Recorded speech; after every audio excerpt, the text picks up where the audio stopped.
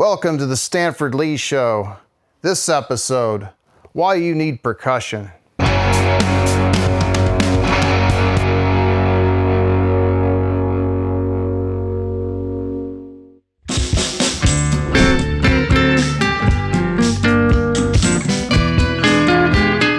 So I was on vacation in Puerto Rico and I left with a really good musical concept. It was an idea of rhythm that I hadn't experienced before. I didn't really have a name for, I guess. Some call it clav. It could be the beating of two sticks together that are kind of the key that holds the music together. It could be anything, really. What happened was I went to a bar to hear live music. It's like, and I'm kind of like, well, where's the live music? Where's the band? You know I heard it on the streets and it was like, this place is really lit up. I want to go here. What it was the bar hands would put on a playlist and beat along with it with their can openers, with their bottle openers. And they would just beat on the beer bottles. It sounded like live music and attracted customers. I guess I was one of the suckers that night. It was the only musical impression that I really left with of Puerto Rico, but it was a good one. It was like, just that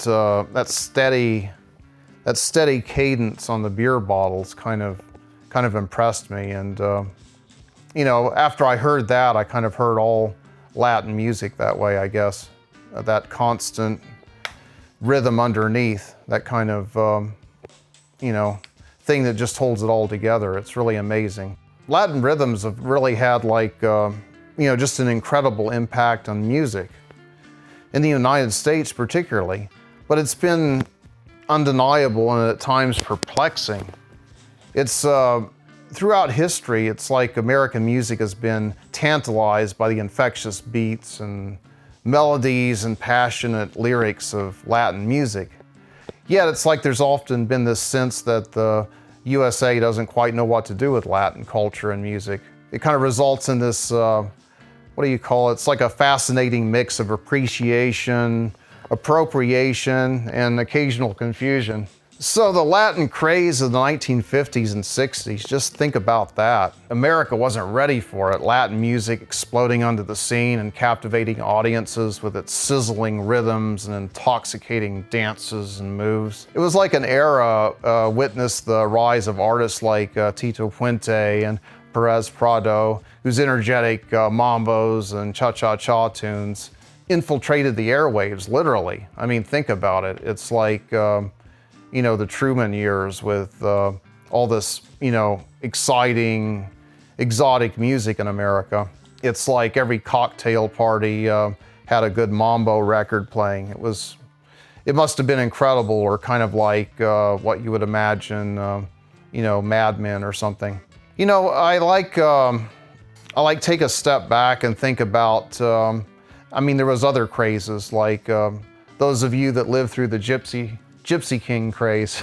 Don't judge, man. It's good music, but it's, it's like one of those things. It's like you're starved for hearing great Latin music, and then, you jump onto this or you jump onto that, and it's kind of this, crazy ride. So I think that's the way that it's been with Latin music in the United States.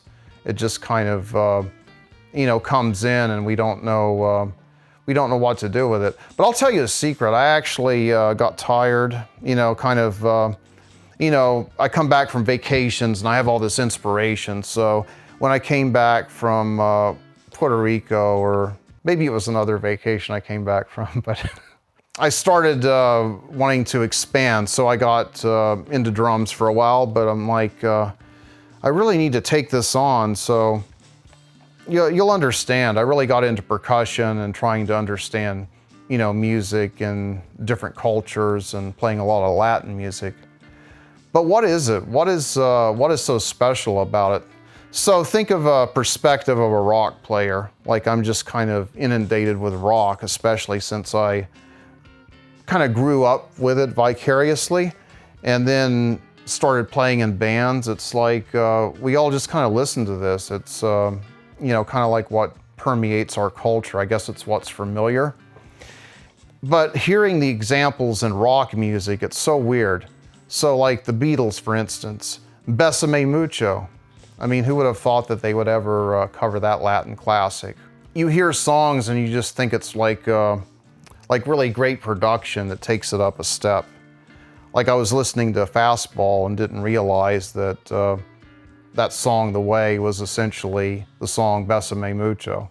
You know, like you listen to it. It's like you'll hear it. You'll never hear it the same way. Of course, Hotel California. Again, I just thought it was great production. I kind of didn't understand for years that this is just a really good Latin song. I mean, you listen to the beat and kind of flamenco-inspired guitar riffs. It's, something that just sets it apart from all the stuff that you hear on the radio. I mean, like I'm all into, listening to Foghat and classic rock, but it's like, then the song Hotel California comes on. It's like, wow, it's something else. And it is something else because it's breaking out of the cultural mold and then going over here and, doing this other thing that, we're not used to, we don't expect. So it kind of, takes us someplace. I really wanted to kind of look at this as an enlightenment from a rock perspective or kind of a,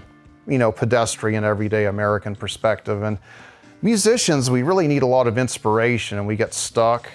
I guess it's almost like our culture only stretches so far and we bring in other things. But one of the traps of music is to get where you're like that studio guy and you keep buying those, you know what I'm talking about. You keep buying those Superior drummer, kits and, you get some beats from Arcade or, oh man, you really want to jump into, a wormhole and just kind of disappear. Get into native instruments, man. You'll just spend hundreds, thousands of dollars and just kind of literally disappear. I've seen that happen to people. It's hilarious. And, I don't know. It's fatiguing. It's like, I've always had good results, kind of taking things like beats and putting them in music. Some people are really artists with that, but most of us aren't. We just kind of end up using that. So I would think about that. Are you an artist with that, or do you really want to kind of explore outside of the box? Well, it's all good. I found I was one of the people that kind of wanted to explore outside of the box and I guess be not so much in the computer, but actually playing stuff. And that's when I got into just trying to learn about, things.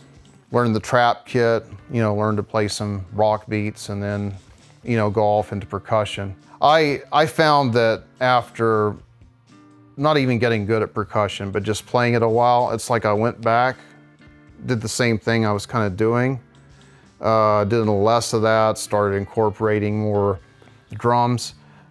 The payoff I didn't understand was I actually had I guess better taste. I wouldn't overwork drum parts, even though I'd have layers. I would kind of know where to put things, when to leave a break. And sometimes you don't learn that unless you actually play, unless you actually kind of work it out with the music. So that's what I'm saying. But I've got to, you let me ramble on here. I've got to share some things. So, just a few things if you're not aware of it. I really like these tracks. I mean, you're going to be blown away. You've probably heard it already by Smooth by Santana. I mean, heck, it features Rob Thomas. It's into the 90s. I think it came out in the year 1999. And I've seen him in concert. It's incredible. Despacito by Luis Fonsi featuring Daddy Yankee. Incredible. I remember the old bossa nova version of this song, but it's really incredible and it transcends language and time, and it's really captured an audience worldwide. And also just learning stuff, man. I've and I'm not an expert or have a business card, hey, I'm a percussionist. I'm just really excited about it. And there's a lot of resources that you can find as far as books, music to listen to. But what I really recommend, if you're gonna really enjoy it, is go the extra mile. You'll see my drum setup. Get the stands. It makes all the difference. So you're not always balancing a drum on your lap or something.